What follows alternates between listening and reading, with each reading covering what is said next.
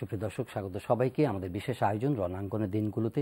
প্রিয় দর্শক, আমরা 14ই ডিসেম্বর শহীদ বুদ্ধিজীবী দিবস পালন করলাম, স্মরণ করলাম আমাদের সেই সব বীর বুদ্ধিজীবীদের। তারা জাতির এই বিজয়ের উষালগ্নে আত্মত্যাগ করেছেন এবং পাকিস্তানি হানাদার বাহিনীর দোসর হিসেবে যারা রাজাকার আল বদর আল শামস তাদেরকে ধরে নিয়ে নির্মম নির্যাতন চালিয়েছিল, হত্যাযজ্ঞ চালিয়েছিল, তাদের প্রতি গভীর শ্রদ্ধা। এই অনুষ্ঠানে আমরা বীর মুক্তিযোদ্ধাদের আমন্ত্রণ জানাচ্ছি, তাদের স্মৃতিচারণমূলক এবং সে সময় উত্তাল দিনগুলোতে তাদের অবদানের কথা আবার নতুন করে আমরা শুনব এবং একই সঙ্গে বর্তমান এই ৪৫ বছরের বিজয়ের দ্বারপ্রান্তে এসে বাংলাদেশের প্রাপ্তি অর্জন এবং তাদের অপ্রাপ্তির বিষয়গুলো সেগুলো নিয়ে কথা বলবো। শুরুতে আমন্ত্রণ জানাচ্ছি দুজন অতিথিকে। শুরু রয়েছেন আমাদের ৭১-এর মুক্তিযোদ্ধা মেজর অবসরপ্রাপ্ত কামরুল হাসান ভূঁইয়া, মুক্তিযোদ্ধা, গবেষক এবং লেখক, স্বাগত আপনাকে। রয়েছেন জনাব গোলাম মোস্তফা, মুক্তিযোদ্ধা ও লেখক, স্বাগত আপনাকে। জনাব কামরুল হাসান ভূঁইয়া, আপনি অনেকগুলো গ্রন্থ রচনা করেছেন, শুধুমাত্র মুক্তিযুদ্ধই করেননি, কিন্তু আপনার গ্রন্থে বিশেষ করে জনযুদ্ধে গণযোদ্ধারা উপেক্ষিত থেকেছে, এই বিষয়টা খুব গুরুত্বপূর্ণভাবে এসেছে। আপনি কেন এই বিষয়টা এই দৃষ্টিভঙ্গি থেকে দেখলেন? অনেকেই মুক্তিযুদ্ধে অবদান রেখেছে, কিন্তু তারা কেন রেকগনাইজ হলো না সমাজে প্রপারলি, বা হয়েছে কিনা আদৌ? আমি তো কোনো সমাজবিজ্ঞানী নই, আমি কোনো রাষ্ট্রবিজ্ঞানী নই। কেন স্বীকৃতি পেল না, সম্মান পেল না, আমি সেটা বলতে পারবো না। পায়ে নিয়ে এই বাস্তবতাটা তো চোখে দেখলাম 46 বছর। যেহেতু তারা বাংলা লিখতে তো দূরের কথা, বাংলা বলতেও পারে না, এক নম্বর। যেহেতু তারা প্রান্তবর্তিত থাকে, সেই শেরপুরের শ্রীবর্দী থানায়, সে ঢাকায় এসে ইন্টারভিউ কি করে দিবে? ঢাকা শহরে হোটেলে কোথায় থাকবে? কাজেই সে তার নিজের কথাই বলতে পারেনি। এবং এই ফাঁকে আমরা যারা বলতে পারি, আমরা দখল করে নিলাম তাদের জায়গাগুলা। কল্পনার গল্প, মুক্তিযুদ্ধের উপন্যাস এবং একটা বইয়ের নাম যুদ্ধ জয়ের গল্প। কারণ বইমেলায় আমাদের centre for Bangladesh liberation war স্টাডিজের 2টা স্টল থাকে। আমি ছেলে মেয়েদের বলছি যে আমরা যুদ্ধ জয়ের গল্প যে কিনছো, এর মধ্যে তো ৭১-এর সাথে কোনো দূরবর্তী সম্পর্কও নাই, কিংবা জ্যোৎস্না জননীর গল্প ৭১-এর সাথে কোনো দূরবর্তী সম্পর্কও নাই। আমি হুমায়ুন আহমেদ আমার খুব ঘনিষ্ঠ মানুষ ছিলেন, অতি ঘনিষ্ঠ মানুষ ছিলেন। এমনকি আমি হজে যেয়ে আরাফার মাঠে ওনার জন্য দোয়া পর্যন্ত করছে এবং টেলিফোন করে তখন থেকে বলছি যে আমি আপনার এত ঘনিষ্ঠ মানুষ। কিন্তু শুরুতে আমি বলেছি যে আপনি সত্য এবং কল্পনা দুটোকে মিশিয়ে আপনি নতুন যে ছেলেমেয়েরা 22, 23, 24 বছর ছেলেমেয়েরা, এটা কোন অংশ সত্য আর কোন অংশ আপনার কল্পনা, এটা কি করে ছেলেমেয়েরা বুঝবে? আপনি যখন লিখছেন যে মেজর বিলাল টিক্কা খানকে ওয়্যারলেস সেটে বলছে যে sir, the big bird is in the cage, others out of the nest, অর্থাৎ বঙ্গবন্ধুকে ধরা হয়েছে, অন্যদেরকে পাওয়া যায়নি। এটা সত্য, এটা মেজর সিদ্দিক সালিকের বইয়ে আছে। কিন্তু আপনি পরের প্যারাগ্রাফে লিখছেন যে এমন ত্রাসের সৃষ্টি, টিক্কা খান বলছে যে এমন ত্রাসের সৃষ্টি করো যেন দুগ্ধবতী মায়ের বুকের দুধ জমে দই হয়ে যায়। উনি 11 জন ওনার সহকর্মী নিয়ে বসছেন। তো আমি বললাম, হুমায়ুন ভাই এটা কোত্থেকে লিখছেন? কারণ আমি তো লেখাপড়া করি এগুলো নিয়ে। উনি বলছেন যে কারণ ভাই এটা আমি নিজ থেকে লিখছি। তাই আমি বললাম যে এখনকার পাঠক কি করে বুঝবে যে দুইটাই সত্য না দুইটাই মিথ্যা, না কোনটা সত্য না কোনটা মিথ্যা? কাজেই সত্যের সাথে যদি কোনো সংমিশ্রণ করতে হয়, খুব সাবধানে করতে হবে যেন সত্য অক্ষুণ্ণ থাকে। আমাদের মুক্তিযুদ্ধে সত্যিকারের অর্থে রণাঙ্গনে এই যে সাধারণ মানুষ, আমজনতা, এই যে ভূমি সংলগ্ন মানুষ, এরা 6 দফা কি হলে স্বাধীনতা হবে না স্বাধিকা প্রতিষ্ঠিত হবে, কিংবা 11 দফা ছাত্র ধরো 11 দফা 3 নম্বর দফা যে 6 দফা, যেটা মোনায়েম খান বলল যে এটা কি করে ছাত্রদের দফা হয়, এটা 3 নম্বর দফা তো পুরো 6 দফা। এরা কিন্তু এগুলো কিছু জানে না। এরা জানে যে যেই বর্বররা একমাত্র ইসলামের নামে গ্রামকে গ্রাম জ্বালায় ফেলে, শয়ে শয়ে মানুষকে একসাথে মেরে ফেলে, নির্বিচারে নারীদেরকে নির্যাতন করে, তাদের সাথে একত্রে আর বাস করা যাবে না এবং আমাদের প্রণীত আইন দ্বারা আমরা শাসিত হব। এই ছেলেরা এই অর্ধশিক্ষিত অশিক্ষিত ছেলেরা যেটা বুঝলো, আমরা ঢাকা শহরের শিক্ষিত লোকরা কিন্তু তা বুঝি নাই। এটার প্রমাণ হচ্ছে যে কয়জন ঢাকা বিশ্ববিদ্যালয়ের শিক্ষক যুদ্ধ করছেন। একমাত্র ঢাকা বিশ্ববিদ্যালয়ের স্ট্যাটিস্টিক্সের মাহমুদুর রহমান বেনু লেকচারার, ওনাকে ছাড়া কোন হাইকোর্টের জাজ বা বিচারক যুদ্ধ করছেন, কোন মাদ্রাসার ইমাম বা অধ্যক্ষ যুদ্ধ করছেন?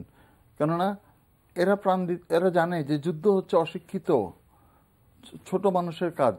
কিন্তু আমি এটাই বলতে চাচ্ছি, যেটা আপনি গণযুদ্ধের কথা বললেন, কারণ আমি লিখেছি যে কলমের কাজ অস্ত্র দিয়ে হয় না, তেমনি তার উল্টোটাও সত্য। যখন অস্ত্রের কাজ লাগে তখন তার কলম দিয়ে হচ্ছে না। এই অস্ত্রের হাতে নেবার দায়িত্ব পড়লো এই আমজনতার উপর। এরা অসাধারণভাবে সাধারণ, এরাই সেই গণযোদ্ধা। বাংলাদেশে আগে 5টা ইনফ্যান্ট্রি পদাতিক ব্যাটালিয়ন ছিল, পরে যুদ্ধের সময় আরো 3টা গঠন করা হয়, মোট 8টা ব্যাটালিয়ন। এরা ছিল ইন্ডিয়ার ভিতরে এসে বাংলাদেশে যুদ্ধ করত। কিন্তু বাংলাদেশের গভীর অভ্যন্তরে মুক্তিযুদ্ধকে পুরো 9 মাস টিকিয়ে রাখলো কারা? এই অর্ধশিক্ষিত ছেলেরাই তো। কাজেই এদেরকে ক্রেডিটটা দিতে গেলে আমি কিন্তু ছোট হচ্ছি না, আমি খালি বাস্তবতাটুকু স্বীকার করছি। আমি তো সেই বাস্তবতার নিরিখেই আমি এই কথাগুলো বলি। এবং আমার যে কষ্টটা যারা এখন মুক্তিযুদ্ধে বিরোধী ভূমিকা ছিল, তারা মুক্তিযুদ্ধের উপর বই লেখে, এয়ার ভাইস মার্শাল একে খন্দকার উদ্বোধন করেন, অন্যান্য মুক্তিযুদ্ধের উদ্বোধন করেন, কিন্তু তারা যেই তিমিরে ছিল ওই তিমিরেই রয়ে গেল। এটাই হচ্ছে। জনাব গোলাম মুস্তাফার কাছে একটু শুনবো। আপনি পেশাগত জীবনে পরিচিত, কিন্তু মুক্তিযোদ্ধা হিসেবে আপনার একটা বড় অবদান আপনি রেখেছেন। আপনি মুক্তিযুদ্ধের উপরে আপনিও লিখেছেন, যেমন ফেনী বিলোনিয়া রণাঙ্গনের এক প্রান্তর। আপনি লিখেছেন যে যুদ্ধ করেছি, বিজয় এনেছি। তো আপনার স্মৃতি থেকে আমাদেরকে যদি কিছু বলেন, যে আপনার সেই ফেনী বিলোনিয়া রণাঙ্গনের সেই স্মৃতি যদি একটু আওড়ান। ধন্যবাদ। তার আগে আমি মুক্তিযুদ্ধে আমার যোগদানের প্রেক্ষাপটটা সংক্ষেপে বলতে চাই।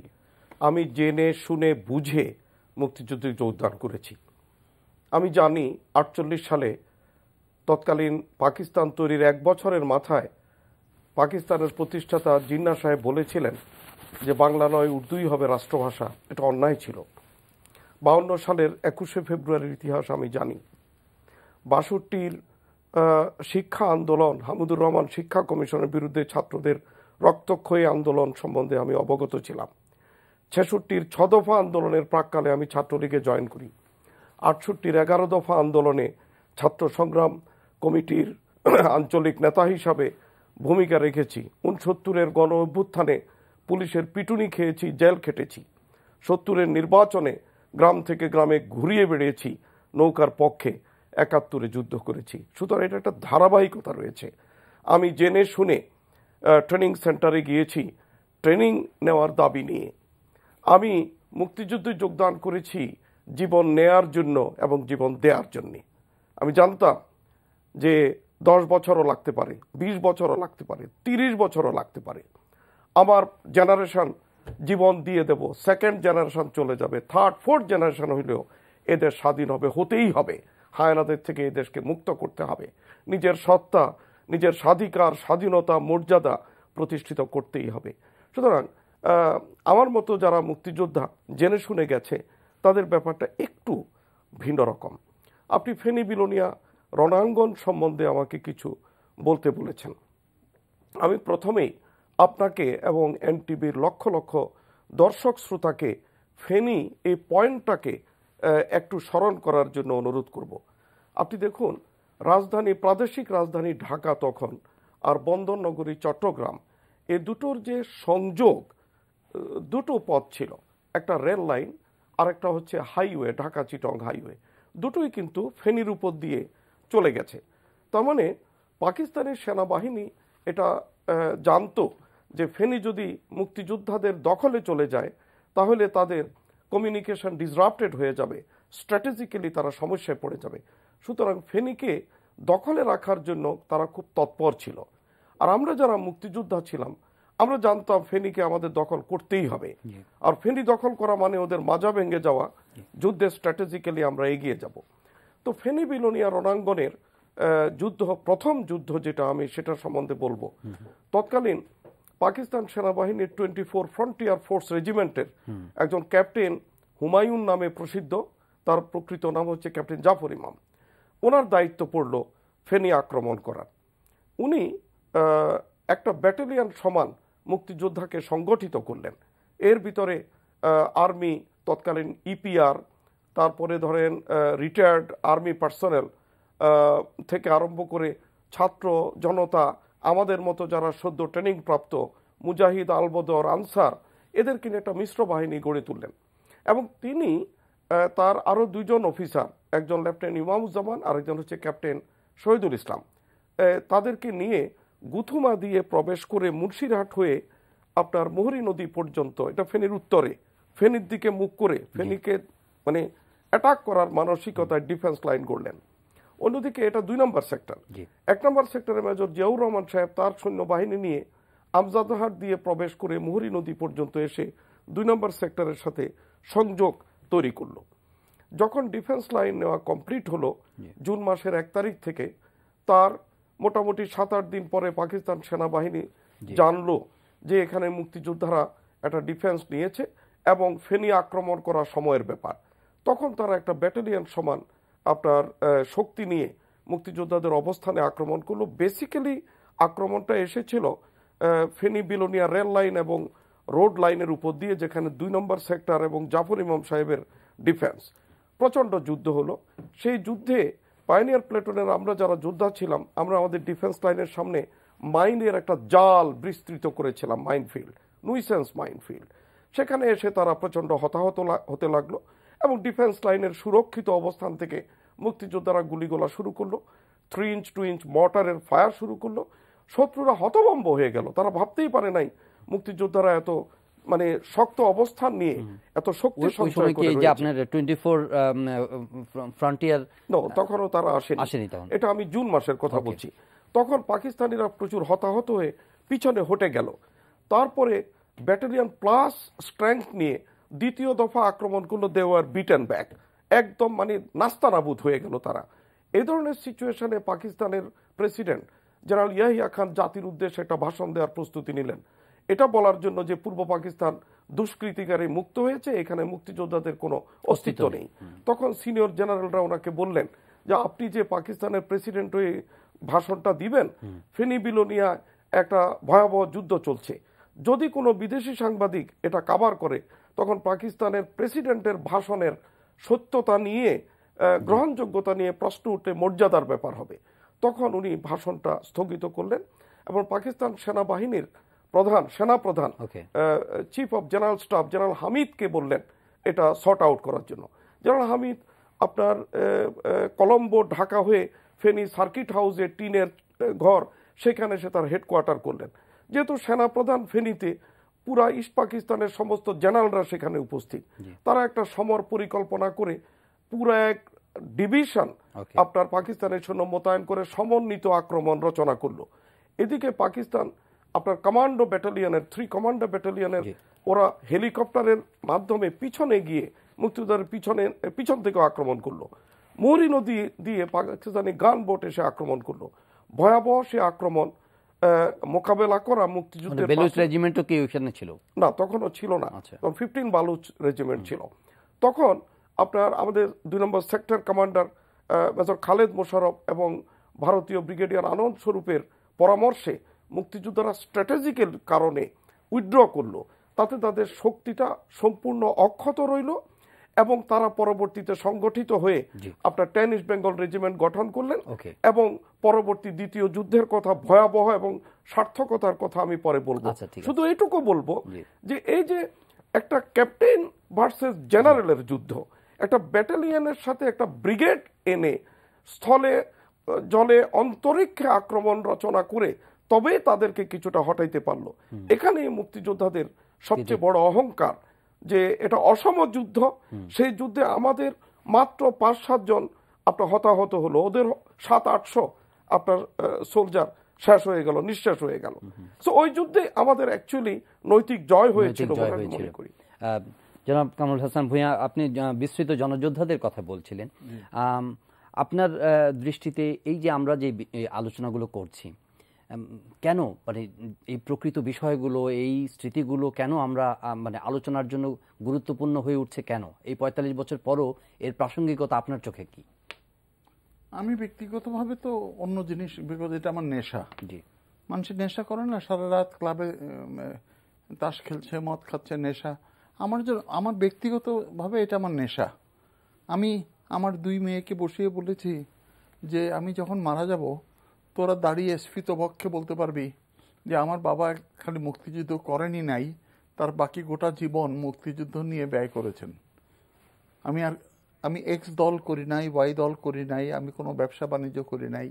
আল্লাহ পাক আমাকে যথেষ্ট দিয়েছেন, আমি ভালো আছি। কিন্তু আমি কেন করি এই কাজটা, কেন করি এই জন্য না, কারণ আমি তো চলেই যাচ্ছি, আমার সময় শেষ, আমি চলে যাচ্ছি। আমি এটা করছি যে আমার ছেলে মেয়ে, আমার পুত্র পৌত্র, তারা যেন এই মর্মে দীক্ষিত হয় যে দেশের প্রতি মমত্ববোধের উপরে আর কিছু নাই। আমি যেই তাঁবুতেই থাকি, এক্স তাঁবুতে থাকি বা ওয়াই তাঁবুতে থাকি, আমার মুক্তিযুদ্ধের প্রতি ভালোবাসা এবং দেশের মধ্যে মমত্ববোধ এটা যেন নিখাদ থাকে। আমাদের যেই প্রদীপটা, দেশপ্রেমের প্রদীপটা আমাদের প্রত্যেকের অন্তরে কম বেশি আছে, এটা যেন আমরণ প্রজ্বলিত থাকে, এই জন্য আমি করে যাচ্ছি। আমার এই বয়সের মুক্তিযুদ্ধ করে আমি একটা জিনিস যেটা আমি নিজে করেছি বা আমি হতে দেখেছি বা যে মৃত্যুগুলো দেখেছি, আমি যত আবেদনময়ী ভাষাই বলি না কেন, এটাকে তো আরেকজনকে সেইভাবে নাড়া দিবে না, কারণ আমার তো নিজের চোখে দেখা। এটা তো একটা চিন্ময়ী জিনিস, এটা তো মৃন্ময়ী কোনো জিনিস না, যেটা একটা টেবিল, এটা চেয়ার, এটা গ্লাস, এটা তো একটা চিত্তে অনুভব করার জিনিস। কাজেই চিন্ময়ী জিনিসগুলা সবসময় চোখে দেখা যায় না। তো আমি যেটা করছি সেটা করে যাচ্ছি। এতগুলা বই লিখলাম, আমি আবিষ্কার করলাম যে বই পড়ছে না ছেলেমেয়েরা। তো বই না পড়লে তাহলে আমার এই যে সময়, শ্রম, মেধা যাচ্ছে। কেননা কে যাবে আজিজ মার্কেটে, কে যাবে বাংলা বাজার বই কিনতে? তখন আমি খুব ছোট্ট করে, যতটুকু ছোট করা যায়, ফেসবুকে দেওয়া শুরু করলাম যে ছেলেমেয়েরা তো ফেসবুকে পড়ে, অন্তত পর্যন্ত আমি মুক্তিযুদ্ধ শেখাতে যাচ্ছি না, মুক্তিযুদ্ধের প্রতি আগ্রহ যেন জন্মে সেই জিনিসটার জন্য আমি চেষ্টা করছি। এবং আমি বারবার বলছি যে আমার কোনো পারিশ্রমিক দরকার নাই, তোমরা 10 জন 12 জন আসো, আমি চা খাওয়াবো, নাস্তা খাওয়াবো, আমি তোমাদেরকে বলবো ভবিষ্যৎ গবেষণাটা কিভাবে যাবে। কেননা একজন লোক যাবে চট্টগ্রাম, যদি গাড়ি চালায় আরিচার রাস্তায়, সে তো আর চট্টগ্রাম জীবনে পৌঁছবে না। আমি খালি তোমাদেরকে পথটা বলে দেবো যে গবেষণার মেথোডোলজিটা কিরকম হবে। তো এই জন্য আমি মুক্তিযুদ্ধ নিয়ে কাজ করি, আর অন্য কোনো উদ্দেশ্য না। আর তাছাড়া আপনার যে আকাঙ্ক্ষা, আপনার আকাঙ্ক্ষায় মুক্তিযুদ্ধকে ঘিরে প্রজন্মের কাছে, সেটা প্রতিফলন আপনি কেমন দেখেন, বা এখানে আসার কোনো জায়গা দেখেন কিনা? এটার উত্তর হ্যাঁ এবং না, দুইটাই। হ্যাঁ হচ্ছে যে যারা এখন তরুণ প্রজন্ম, এক প্রজন্ম আছে KFC আর পিৎজা হাট ভিত্তিক, আরেক প্রজন্ম সত্যিকার অর্থে মুক্তিযুদ্ধ জানতে চায় এবং ভালোবাসে। তো আমাকে শিফটিং করে নিতে হয়, যে ভেদাভেদ করে নিতে হয় যে কারা জানতে চায়, এরা আসে। এটা যে আমি এটাও চিন্তা করি যে আমি যে বাড়িধারা DOH-তে থাকি, একটা ছেলে ধানমন্ডি থাকে, একটা ছেলে যাত্রাবাড়ি থাকে, একটা ছেলে একটা মেয়ে হলে থাকে, এরা যে বাইরেও থাকে, এরা বাইরের ডিস্ট্রিক্ট থেকে, নীলফামারী থেকে, সোনারায় কলেজের শিক্ষক নীলফামারীর, তারা যে পয়সা খরচ করে, সময় ব্যয় করে, ধৈর্য ধারণ করে যে আমার কাছে আসে, এটাও তো আমার বেগম সাহেব, যেহেতু আমি খুব অসুস্থ মানুষ, আমি CMH লাইফ সাপোর্টে ছিলাম এবং 4 মাস 22 দিন আমি CMH একাধারে ছিলাম। উনি বলে যে তুমি এত রাত এত এত এত কথা বলো। আমি বললাম দেখো, এটা আমার নেশা, আমি বললে আমার ভালো লাগে, আমি সারাদিন 24 ঘন্টা শুয়ে থাকলে হবে না, কিন্তু এই যে আমি কাজটা করে আনন্দ পাই, সেটা তো আমার মনেরও খোরাক। তো এই যে আমি যদি 1 জন 2 জন 5 জন ছেলে মেয়েকে যদি আমি বোঝাতে পেরে থাকি যে সবার চেয়ে দেশ বড়, সবার চেয়ে দেশ বড়। তুমি যেই দলেই তাবুতে থাকো, এটা তোমার অধিকার, গণতান্ত্রিক অধিকার। তুমি এই এক্স করো না ওয়াই করো, এটা ব্যাপারে আমার কোনো কিছু নাই। কিন্তু দেশ সবার উপরে, দেশকে ভালোবাসা সবার উপরে, এই জিনিসটা যদি তোমরা শিখতে চাও, জানতে চাও, তাহলে মুক্তিযুদ্ধ করো। এবং একটা জিনিস আমি পরিষ্কারভাবে আজকে বলতে চাই, যে মুক্তিযোদ্ধা একটা জিনিস যেটা কেবল ৭১-এই ছিল, ৭১-এর আগে ছিল না, ৭১-এর ১৬ই ডিসেম্বরের পরেও ছিল না। এই শ্রেণী, এই মুক্তিযোদ্ধারা খালি ৭১-এই ছিল, আর জীবনেও আসবে না। কাজে এই মুক্তিযোদ্ধাদের নিয়ে অহংকার করা, এই যে আমরা ৫-৭ বছর, মোস্তফা ভাইয়ের বয়স হয়ে গেছে, আমাদের বয়স হয়ে গেছে, আর কতদিন বাঁচবো, কিন্তু তারপরে তো মানুষে বলবে যে আমি একজনকে চিনতাম, একজনকে জানতাম, উনি বলেছিলেন। তো এই যে ভার্বাটিম, এই যে সরাসরি কথা বলে যে জানার, সেই সুযোগটাই তো নাই। আর যদি বেঁচেও থাকি, স্মৃতিশক্তি লোপ পাবে, চলৎ শক্তি লোপ পাবে, শ্রবণ শক্তি লোপ পাবে, তখন আর এখনকার মতন তো জীবন্ত উপস্থাপনা করতে পারবো না। একটা ছোট বিরতির সময় হয়েছে, বিরতি নিয়ে আবার আসবো। জনাব গোলাম মোস্তফা, আপনি আপনার যুদ্ধদিনের অভিজ্ঞতাগুলোর কথা বলছেন, আমরা আরো শুনবো আপনার কাছে। একই সঙ্গে মেজর কামরুল হাসান ভূঁইয়াকে যেমন জিজ্ঞেস করছিলাম যে কেন এই মুক্তিযুদ্ধের এই স্মৃতিগুলো আজও প্রাসঙ্গিক, কেন আমাদের জাতীয় জীবনে নতুন প্রজন্মকে এই মানে ঘটনাগুলোকে জানানো দরকার, এবং তাদের মধ্যে কি অনুরণন হয়, আপনার কি উপলব্ধি, আপনার কি অনুভূতি হয় যে সেই যুদ্ধদিনের স্মৃতিগুলো তাদের মধ্যে কোনো প্রভাব ফেলছে কিনা নতুন প্রজন্মের কাছে, এবং এগুলো ট্রান্সলেটেড হচ্ছে কিনা, যে স্বপ্ন নিয়ে আপনারা দেশ স্বাধীন করেছেন এখন সেটা মানে তারা এখনো জীবিত হয় কিনা সেই চিন্তায়, সেই স্বপ্নে? দেখুন, মেজর কামরুল হাসান ভূঁইয়া ভাইয়ের যে হাহাকার এবং আক্ষেপ, সে আক্ষেপের কথা উনি বলেন বিকজ উনি এটা নিয়ে গবেষণা করেন। আমি একজন খুদে মুক্তিযোদ্ধা, যুদ্ধ করেছি, 2টো বই লিখেছি, কিন্তু আমি ওনার সাথে যৌথভাবে কাজ করি, আমার নিজেরও কষ্ট হয়। আজকে আমি যদি বলি যে এদেশের রাষ্ট্রপতি থেকে রাষ্ট্রের ঝাড়ুদার সবাই তো বাঙালি, এদেশের প্রধানমন্ত্রী থেকে মন্ত্রী, উপমন্ত্রী, প্রতিমন্ত্রী, সচিব, additional secretary, joint secretary, deputy secretary, কেরানি, হেড কেরানি, টি মেকার সবাই বাঙালি। আজকে আমি যদি বলি Bangladesh army, navy, air force, BGB, police, RAB, Ansar, VGB, এটার কমান্ডার চিফ থেকে ডাউন টু সিপাহি সবাই বাঙালি। আজকে আমি যদি বলি যে এদেশের আমদানি রপ্তানি, শিল্প, কল কারখানা, বাণিজ্য, ঠিকাদারি থেকে আরম্ভ করে দোকানদারি, এই সমস্ত কিছু যারা করছেন সকলে বাঙালি। আজকে আমি যদি বলি এদেশের যে ডজন ডজন ব্যাংক হলো, আজকে ডজন ডজন ইন্স্যুরেন্স হলো, এগুলোর যত chairman, vice chairman, director, MD, DMD থেকে ডাউন টু পিয়ন সবাই বাঙালি। আজকে আমি যদি বলি এদেশের যত ইউনিভার্সিটির ভিসি থেকে আরম্ভ করে স্টুডেন্ট এবং পিয়ন সবাই বাঙালি। আমি যেটা বলতে চাচ্ছি সেটা হচ্ছে স্বাধীনতার সুফলের যে সুফল এদেশের প্রতিটা মানুষ একেবারে সকলে কম বেশ ভোগ করছে। আজকে দেশটি স্বাধীন হয়েছে বলেই আজকে স্বাধীন দেশের রাজধানীতে ডজন ডজন দেশের আপনার এমবেসি, পূর্ণ মিশন চালু হয়েছে বলে আজকে 1 কোটি বাঙালি, বাংলাদেশি বা বাঙালি যাই বলেন, বিদেশে কর্মরত, প্রায় $20 বিলিয়ন স্বদেশে রেমিটেন্স আসছে। আজকে এই দেশ স্বাধীন হয়েছে বলেই আপনার নেতৃত্ব দিয়েছেন, আমি প্রেসিডেন্ট ছিলাম, যার জন্য ওই কথাটা এসছে। আমি এনডিসিতে লেকচার দিই সাবজেক্টের উপরে।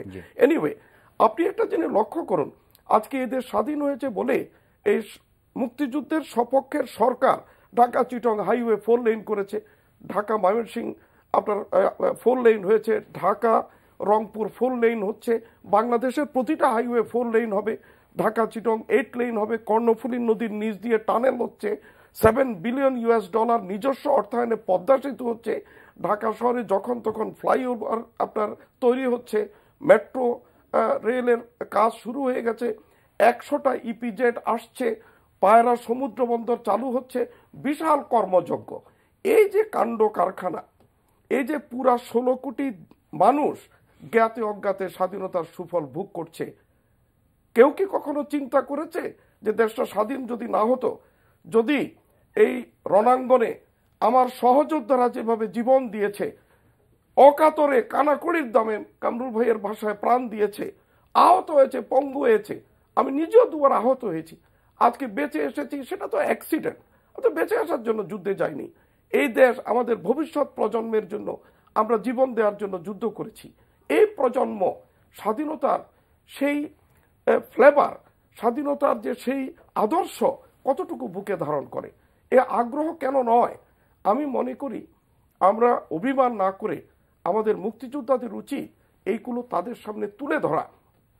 আজকে বাংলাদেশে আপনি গার্মেন্টস বলেন, অন্যান্য শিল্প বলেন, মাল্টিন্যাশনাল কোম্পানিগুলো বলেন, এগুলোতে হাই রেটে দেশের ছেলেরা চাকরি করছে, সমস্ত স্বাধীনতার সুফল। তো আমি এই বর্তমান এবং ভবিষ্যৎ প্রজন্মকে বলবো, তোমরা বঙ্গবন্ধুকে ভুলে যেও না, তোমরা স্বাধিকার সংগ্রামে আত্মদানকারী সংগ্রামীদের কথা ভুলে যেও না, তোমরা মুক্তিযোদ্ধাদের কথা, সে শহীদ হোক, আহত হোক, পঙ্গু হোক আর গাজী হোক, তাদের কথা ভুলে যেও না।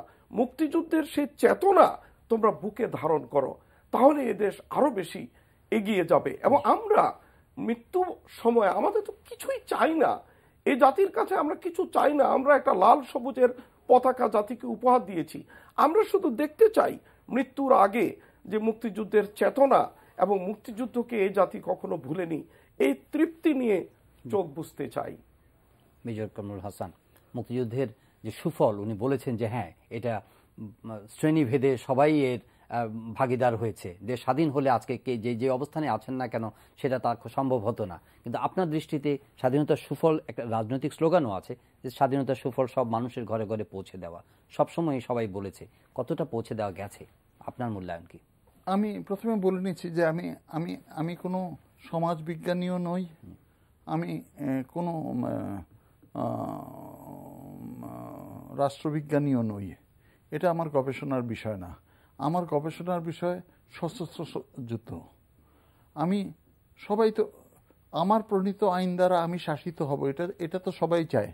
অন্য প্রণীত আইন, এটা ইন্ডিয়া প্রণীত আইন বা পাকিস্তানি প্রণীত আইন বা আমেরিকার প্রণীত আইন দ্বারা বাংলাদেশ শাসিত হবে, তাহলে তার স্বাধীনতা হলো না। আজকে আমরা স্বাধীন বলেই তো স্বাধীনভাবে সিদ্ধান্ত নিতে পারছি কোন প্রকল্পটা প্রায়োরিটিতে প্রাধান্য পাবে, আগে পরে কোনটা কিভাবে করব, সেই সিদ্ধান্তগুলো তো অন্য কেউ ডিকটেট করছে না, কেউ ইন্টারফেয়ার বা ইন্টারভিন করছে না। মোস্তফা ভাই যেটা বললেন সেটা তো খুবই সত্য কথা। আমি বলছি যে একটা আক্রমণে যাব আমরা, একটা ছেলে সাধারণ 14-15 বছরের 16 বছরের ছেলে, এই যে কর্নেল গাফার বীর উত্তম বেঁচে আছেন, ফোর বেঙ্গলের সিও, তখন তো আর প্রচলিত নিয়মে যুদ্ধ হয় না। তো উনি সবাইকে ব্রিফ করলেন আক্রমণ সম্বন্ধে, তারপরে জিজ্ঞেস করলেন যে কারো কোনো জিজ্ঞাসা আছে। তো উনি একটা খাঁচা বানাইছিলেন, সেখানে যারা যুদ্ধ করতে যেতে অস্বীকার করতো ওই খাঁচার মধ্যে ঢুকে আনা রাখত। আর ওনার সিনিয়র সুবাদার ছিলেন সুবাদার ওয়াহাব, একদম পিতার অধিক স্নেহ ভর্তি হৃদয় একজন মানুষ। একটা ছেলে এই জিজ্ঞাসা বলল যে স্যার, আমরা যে আক্রমণে যাচ্ছি, যদি আমরা মরে যাই তাহলে কি স্যার স্বাধীন দেশের ইতিহাসে আমাদের নাম কোথাও লেখা থাকবে? কর্নেল গফার তখন ক্যাপ্টেন বললেন, ওহাব সাহেব ওরে নিয়ে খাঁচায় ঢোকান, ও ইতিহাসে নাম লেখার জন্য আইসি যুদ্ধ করতে। তো ওহাব সাহেব বললাম যে এক পিতৃতুল্য একজন মানুষ, যাই বললো স্যার পোলা পাইন মানুষ, গ্রামের পোলা, কি কইছে স্যার মাফ করে দেন স্যার, এটাকে যাইতে তো অস্বীকার করে নাই। সেই ছেলেটার ফিরে নেই সেই আক্রমণ থেকে। আজকে সেই খাঁচাও নাই, সেই ইতিহাসও নাই, আমরা মনে রাখতে পারি না। একটা আক্রমণে আমাদের কুমিল্লার এলাকায় জমিগুলো হয় নিচু, রেল লাইনটা হয় উঁচু, কারণ জমিতে বর্ষাকালে পানি জমে, সেই জন্য রেল লাইন ডুবে না যায়।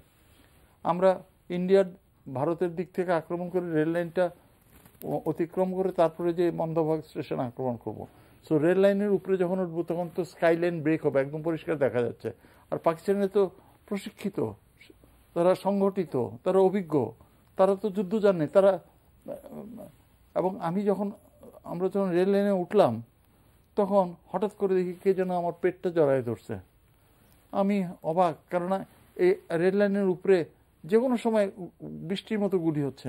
আমি তাকায় দেখি একটা ছোট্ট ছেলে, এই 14, 15, 16 বছরের, আমার কোমরটা ধরে আছে, বলতেছে যে স্যার একটা ডাক্তার ডাকেন, আমি বাঁচবো। আমি ডান দিকে চেয়ে দেখি নারী বুড়িগুলো সব বের হয়ে গেছে। আর ওখানে ডাক্তার পাবো কোথায়? আর আমি যদি আর 1 সেকেন্ড দাঁড়ায় আমিও মরতে পারি। কাজে আমার কাছে 2টা পথ খোলা, এক হচ্ছে দাঁড়ায় থাকা যতক্ষণ সে না মরে, আর 2 নম্বর তার হাতগুলোকে টেনে খুলে আমি আমার মতো চলে যাওয়া। এই চিন্তা করতে করতে ছেলে 2টার হাতগুলা অসাড় হয়ে পড়ে গেল। যুদ্ধ জায়গাটা দখল করলাম। দখল করার পরে প্রথম কাজ হচ্ছে যে যারা মারা গেছে তারা তো চিল্লাচ্ছে না, তারা কাঁদছে না, তাদের কোনো প্রভাব নাই, তাদের খালি সমাহিত করতে হবে। কিন্তু যারা আহত তাদের আর্তচিৎকারে, যারা জীবিত তাদের মনোবল নিচু হয়ে যাচ্ছে, যে প্রাণ দিয়ে যুদ্ধ করব, গুলি লাগলে চিকিৎসা হবে না বা কাতরাইতে হবে বা এটা। কিন্তু আমি ঠিক উল্টাটা করলাম। আমি আহতদের কাছে গেলাম না, ওই ছেলেটার কাছে আসলাম। এসে দেখি ছেলেটা 2টা হাত 2 পাশে প্রসারিত করে, মুখটা ডান দিকে করে, বুকের নিচে রাইফেলটা নিয়ে মরে পড়ে আছে। আমার বড় খারাপ লাগলো, বারবার মনে হতে লাগলো যে স্যার আপনি যদি ডাক্তারটা ডাকতেন আমি বাঁচতাম। এখন কথা হচ্ছে যে আমরা যেভাবে উপলব্ধি করি, আমার চৈতন্যে যেভাবে করা নারে, একটা আমাকে 9 ডিসেম্বর কুমিল্লার পতন হয়ে গেছে। আমাকে আমার সেক্টর কমান্ডার কর্নেল খালেদ একটা চিঠি লিখে পাঠালেন। চিঠির হাতের লেখা দেখে বোঝা যাচ্ছে খুব তাড়াহুড়া করে লিখছেন। এবং তখন তো ওয়েলসেট বাহক নিয়ে আসছে, এসে বলছে নবীনগরের স্কুলে পাকিস্তানিরা রয়ে গেছে, ওদেরকে ম্যানেজ করো। এখন আর্মিতে ম্যানেজ করা কি বলে? আমি ক্যাডেট কলেজে মিলিটারি সায়েন্স পড়ছি, তা দিয়ে খাতায় নম্বর পাওয়া যায়, মাঠে যুদ্ধ করা যায় না। এখন আমি যে স্কুলটা ঘেরাও দিয়ে রাখলাম, কারণ নবীনগরে কোনো পথ ছিল না, নৌপথ ছাড়া। কাজে তখন ওদেরকে কেউ লঞ্চ দিবে না ক্যান্টনমেন্টে যাওয়ার জন্য। তো আমি বললাম যে ঘেরাও করে রাখো, কয়দিন খাবার ছাড়া বাঁচবে, অটোমেটিকলি স্বাভাবিকভাবে আত্মসমর্পণ করতে হবে। অহেদ নামে একটা ছেলে, ও বললো, আমাকে একদিন বললো যে স্যার আমি যুদ্ধে যাওয়ার কয়েক মাস আগে বিয়া করে গেছিলাম, শুনছি আমার একটা ছেলে হয়েছে, ওর বাড়ি হোমনার জগৎপুর গ্রামে। আমি বললাম ঠিক আছে যাও, 2 দিন ঘুরে আসো। ঘুরে আসার পরে খালি বলে যে স্যার অ্যাটাক করি। তাই আমি বললাম যে অ্যাটাক যে করবি, শত্রু হয়তো সব মারা যাবে, আমার তো 3 জনও মারা যাবে, 5 জন আহত হবে। এই রক্তক্ষরণের অর্থটা কি? বাংলাদেশ স্বাধীন হয়ে যাচ্ছে। 1-2 দিন পরে ভোরবেলা দেখি প্রচন্ড যুদ্ধ। কি অহেদ একটা ইঞ্জিন নিয়ে ঢুকে গেছে। যা হোক আমরা দখল করলাম। অহেদের লাশটা সাদা কাপড় দিয়ে মোড়ানো, একদম পুরো মাথা থেকে পা। এখন আমি কেমনে খবরটা পাঠাই? 2টা ছেলে বললো স্যার আমরা ওর বাড়ি চিনি। আমরা যাই, ওর বউরে বল যে ওর ছেলেকে দেখতে চায় কিন্তু কাজের ব্যস্ততার জন্য আসতে পারতেছে না, ছেলেটাকে নিয়ে যেতে। তো ওর একটা 15-16 বছরের একটা মেয়ে, একটা 2-3 মাসের একটা ছেলেকে নিয়ে কোলে নিয়ে আসছে। তো আমরা তো লাশটা ঘেরাও করে সবাই দাঁড়ায় আছি, একটু জায়গা খালি করে দিলাম। মেয়েটা কি বুঝলো আল্লাহ জানে, কোলের থেকে ছেলেটা পড়ে গেল। আর ওই অহেদের লাশের কেমনে বুঝলো এটা অহেদের লাশ, বুকের মধ্যে ঝাঁপ দিয়ে পড়লো। আর 2টা শব্দ খালি মুখ দিয়ে বেরোলো, আমার স্বামী এবং মেয়েটাও মারা গেল। এখন কথাটা হচ্ছে, খালি সবাই বলে যে ইতিহাস লিখতে 200 বছর লাগবে। কে এই 46 বছরে কে বললো? কে কোথায় এদেরকে রোমন্থন করে? এই আমজনতাকে সম্মানটুকু কে দেয়? ওদের ক্রেডিটটুকু কে দেয়? ওদের কন্ট্রিবিউশনটা, ওদের অবদানটা কে রিকগনাইজ করে? কে স্বীকৃতি দেয়? কে লিখবে তাদের কথা? সবাই তো আমার কথা লিখি, আমি এই করেছি, আমি লন্ডন থেকে এই করেছি, আমি ঢাকায় থেকে এই করেছি, আমি জায়গা দিয়েছি, আমি ডিসি ছিলাম বলেই তো এই ছেলেরা ফুটফাট করতো, আমি সব সুবিধা করছি। সবাই তো বড় হতে চায়। সবাই আমার টাকা কই, আমার ছবি কই, আমার স্বার্থ কই, আমার প্রচার কই, আমার প্রসার কই, আমার খ্যাতি কই, আমার যশ কই, আমার প্রতিপত্তি কই। কিন্তু এদের কথা কে বলবে? আজকে 200 বছর পরে যে ইতিহাস লেখার জন্য আমরা বসে আছি, এই মুক্তিযুদ্ধ এই যে আমাদের সাথে শেষ হবে, আমি খুবই হতাশাগ্রস্ত। যদি আমরা ঠিক পার্সপেক্টিভে ঠিকভাবে রেখে যেতে না পারি, আর পারার সম্ভাবনাও খুব কম।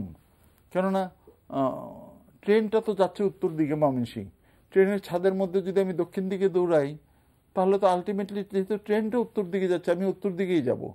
এখন লাখ সুন্দরী প্রতিযোগিতা পায় 10 লাখ টাকা, গানরাজ পায় 16, 17, 18 বছরের ছেলে 10 লাখ টাকা, আর আমার বীর প্রতীক পায় 10,000 টাকা। তো ভবিষ্যতের দেশের যখন আবার ক্রান্তিকাল আসবে, তখন নায়িকা গায়িকা তৈরি হবে, বীর তৈরি হবে না।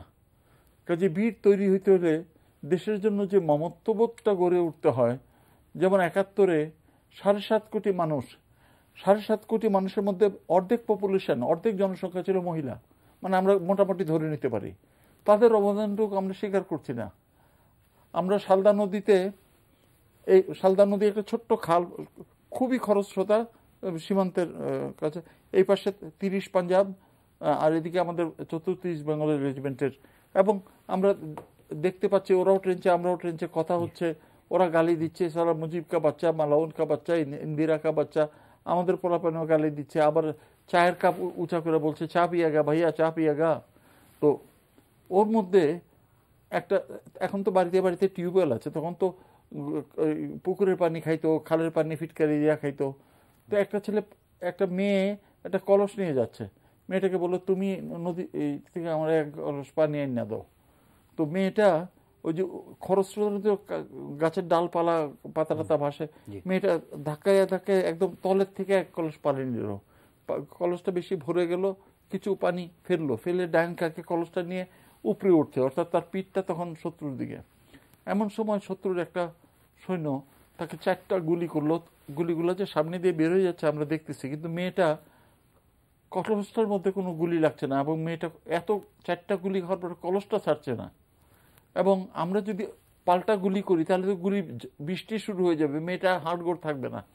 আমরা গুলি করছি না, মেয়েটা এসে যে ছেলেটা পানি চেয়েছিল তার ট্রেঞ্চের সামনে কলসটা রেখে তারপরে মেয়েটা মারা গেল। আমি অজস্র কাহিনী মেয়েদের বলতে পারবো, সেই জন্য বলি যে কত মাতা দিল হৃদয় উপারি, কত বোন দিল সেবা, বীরের স্মৃতি স্তম্ভের গায়ে লিখিয়া রাখিল কেবা।